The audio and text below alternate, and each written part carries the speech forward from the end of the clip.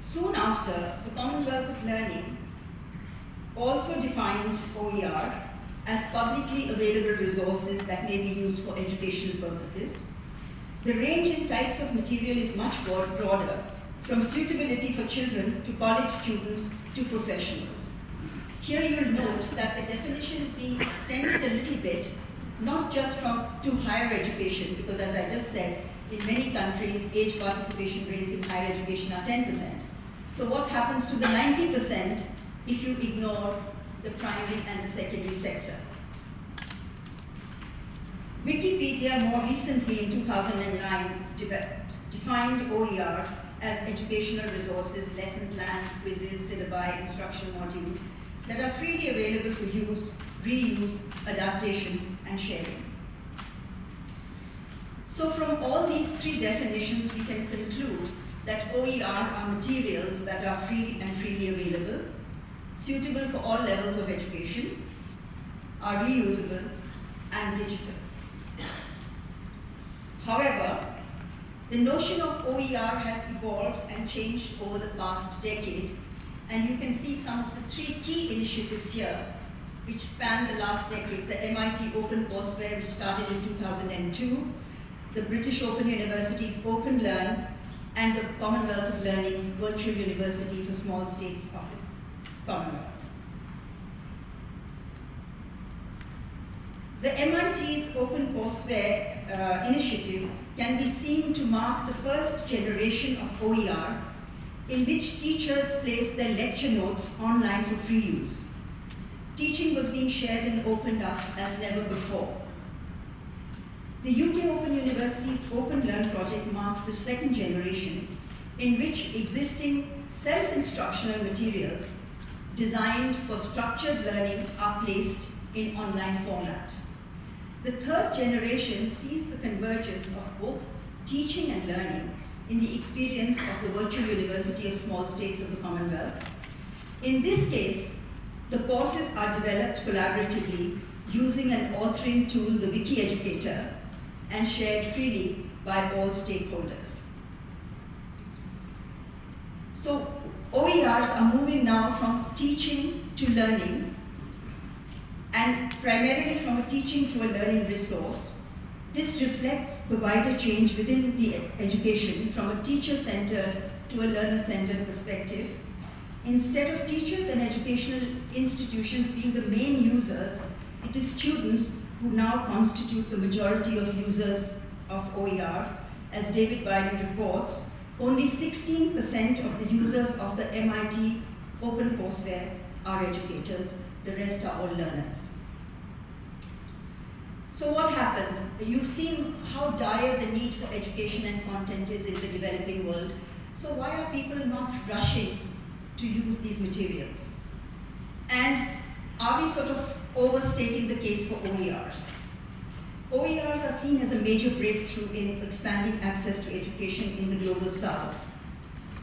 Some of the oft-cited potential advantages of using OERs are that since course development is so resource-intensive, OERs help developing countries save both course authoring time and money.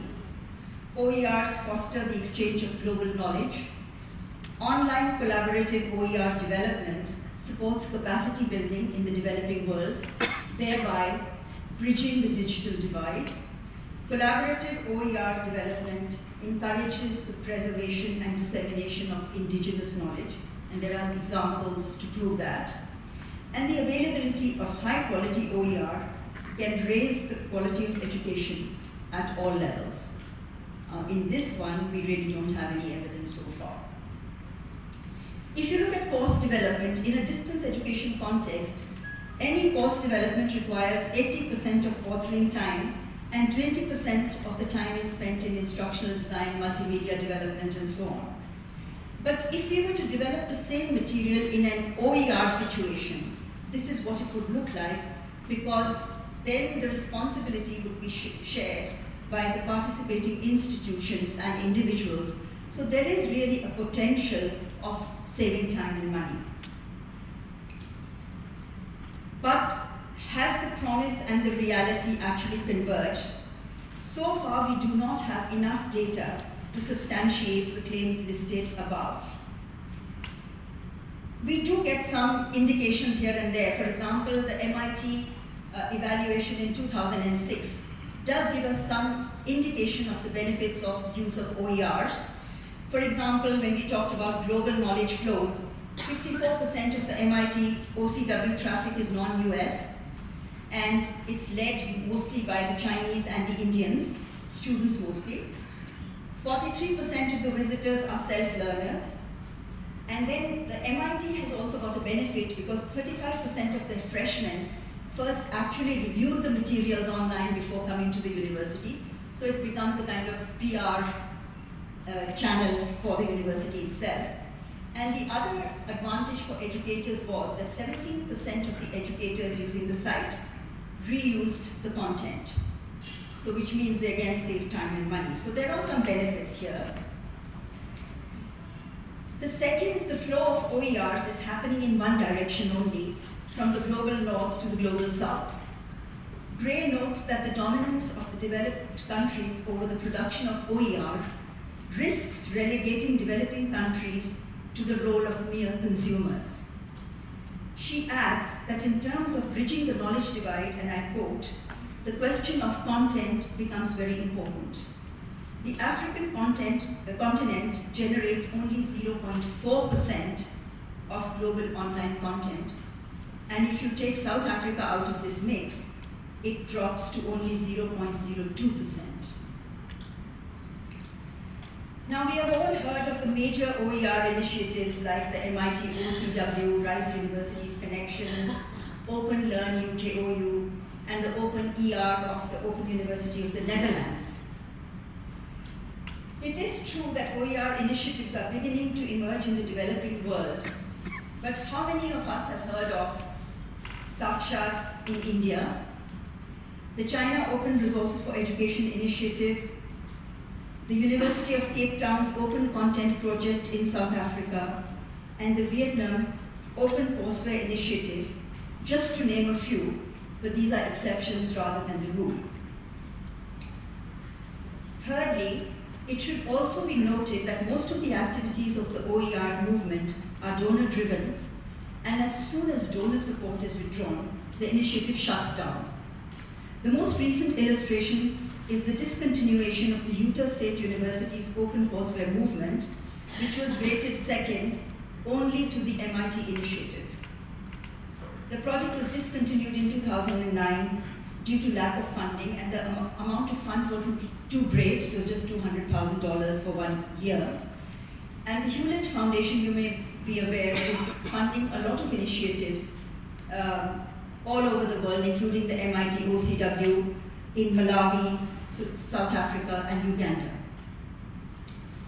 Let us now look at some of CALL's OER projects to identify the lessons learned and what needs to be further done to optimize the potential of OERs. I'll be looking at 3 of our initiatives. There is a STAMP, which is Science, Technology and Maths program for teacher training, the Commonwealth Computer Navigator Certificate, which is the CCNC, and the Virtual University for Small States of the Commonwealth. CALL supported the development of the STAMP 2000 plus materials in the late 90s, long before the term OER had entered the educational lexicon. 140 course writers from 8 Southern African countries, namely Botswana, Malawi, Mozambique, Namibia, South Africa, Tanzania, Zambia, and Zimbabwe, wrote 46 modules of materials for training upper primary and junior secondary teachers. The modules focused on 4 subject areas: science, technology, maths, and general education. Yet, an external evaluation of CALL's programs in 2006 revealed that there was very little attempt to adopt and use the materials by teacher education institutions in Africa.